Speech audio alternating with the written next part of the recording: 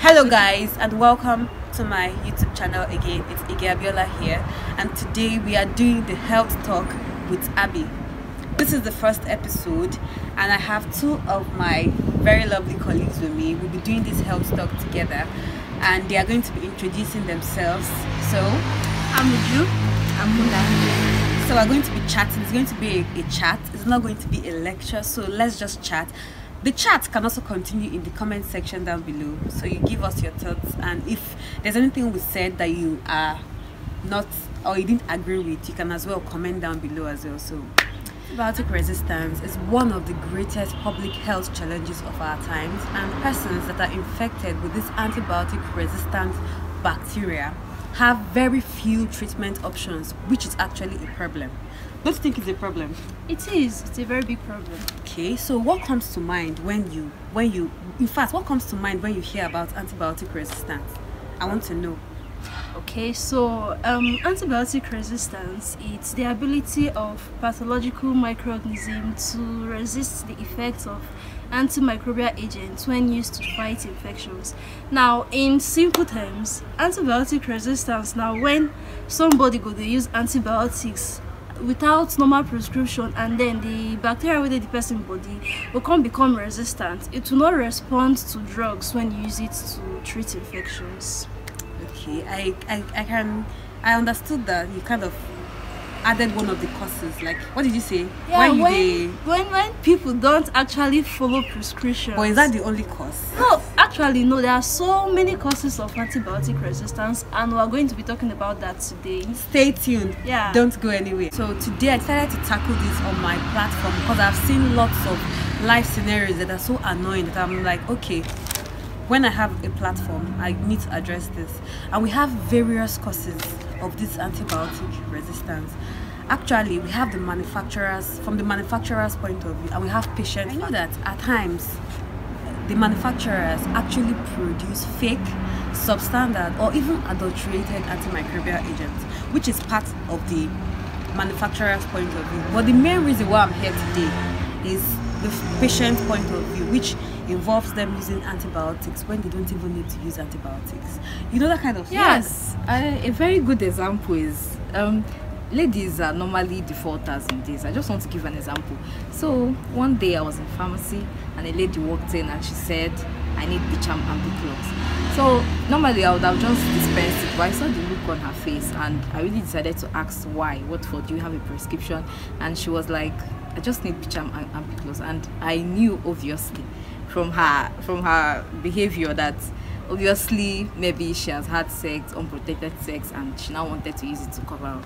So, and ladies most of the time we do these things. Please, Ampiclox or any other antibiotics is not for after sex. It's not an after sex protection against pregnancy. Antibiotics are not anti-sperm. Contraceptives can actually do the job. Yes. So please use contraceptives instead. Stop taking Ampiclox. Me, the pharmacy I work, they just come in and buy Ampiclox. The worst part is they will not even buy the complete dose. They will just say two tablets. So we cut one.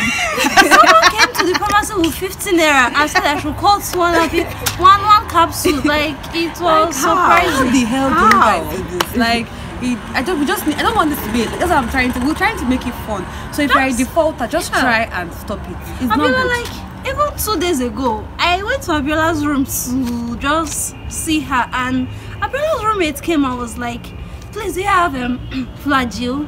But like, what is it? She said, I'm having running stomach. I was like, what? You don't use flagyl for, that's metronidazole for running stomach. Even if you use it for running stomach, there has to be an infection. Yes, because it's for infection induced diarrhea. But they are not sure if it's infection induced. You just run to flagyl and start taking flagyl. No, actually, if you do this, stop it.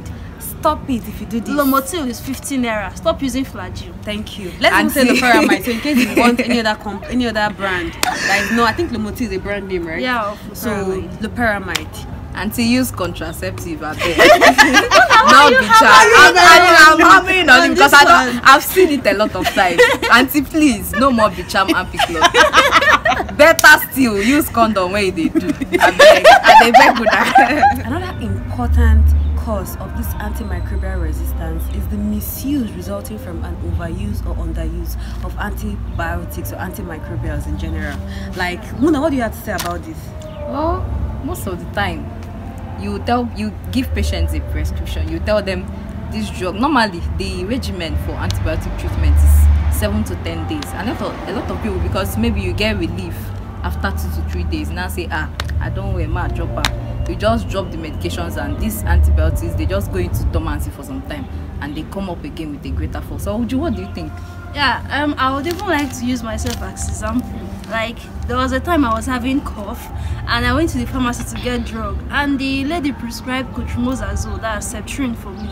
And I was supposed to take it for 5 days, morning and evening. After taking it for 3 days, I felt a bit relieved from the cough, and I stopped using it, only for the cough to start up again after 1 week. So guys, if not they take antibiotics, try and complete your dosage. It won't take you anything, because if you don't complete your dosage, the repercussion go worse past say you never even start the drug at all. So make sure you use according to prescription. And I don't hear more.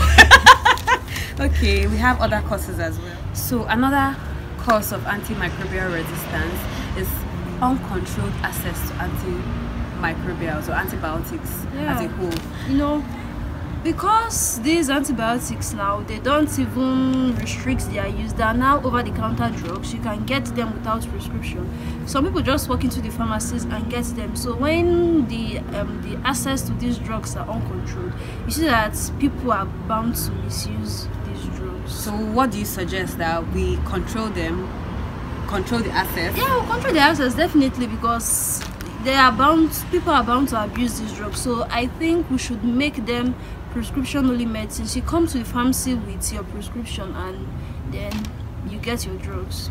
And at the end of that, endeavor to complete your dose, because even if we restrict the access to these drugs and you end up not even completing your dose, it's still a problem. Yeah. So we're going to go into the agricultural sector a bit, where people use antibiotics as growth promotion agents. I don't know how to put it, but at times these antibiotics become high, like they have high residue of antimicrobials in the animal products. What can you say about that? Any of you, if you have anything to add? Yes, in poultry, for example, you see that they add antibiotics to the feeds of these birds, and when they consume them, they actually get they remain in the body for a long period of time, and when we consume them, you see that we actually develop resistance to these microorganisms. Muna, what do you think? Oh wow, me, I just hear this one. Like, I'm just discovering. No, actually,